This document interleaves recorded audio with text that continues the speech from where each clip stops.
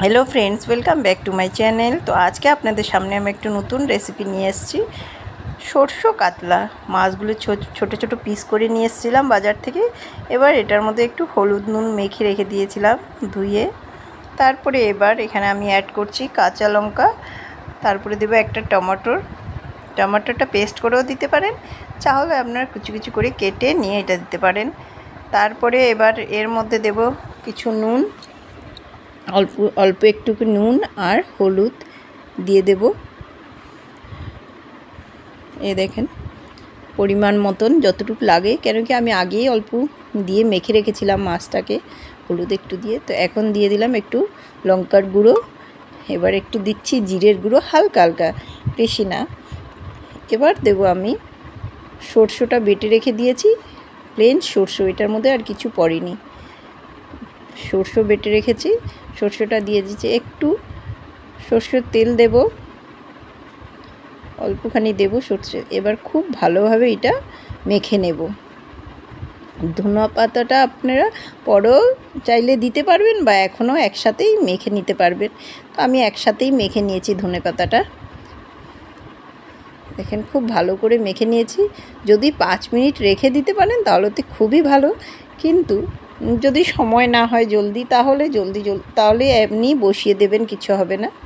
তো তেল গরম করে সরষে দিয়েছি ফোড়নে, এবার মাছগুলো ছেড়ে দিয়েছি।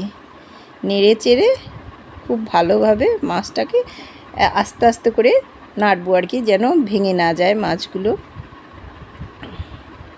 মাছটা খুবই ফ্রেশ ছিল, বাজার থেকে যখন এনেছি মানে একদম তাজা মাছ ছিল। এই দেখুন তেল জল ছেড়ে দিয়েছে। এবার আপনি আস্তে আস্তে করে কতক্ষণ পরে পরে মাছটাকে উল্টে পাল্টে দেবেন। যেহেতু কাঁচা মাছ ছিল, মাছটা ফ্রাই করা হয়নি, এর জন্য মাছটাকে যেন মশলা দিয়েই ভাজা হয়ে যায়। এই দেখেন আমি একটা একটা করে পিসগুলো উল্টে পাল্টে দিচ্ছি। এবার আপনি যখন একটু একটু লেগে লেগে যাবে গায়ের মধ্যে মশলাগুলো, মাছের পিছনে আর কি মশলাগুলো লেগে লেগে যাবে, তারপরে আপনি জল ঢেলে দেবেন। যদি আপনারা শুকা একদম ড্রাই খেতে চান তাহলে এরকম খাবেন, জল ঢালবেন না। আস্তে স্টিমটা আস্তে করে মানে সিদ্ধ হতে দেবেন মাছটাকে, মশলাকে।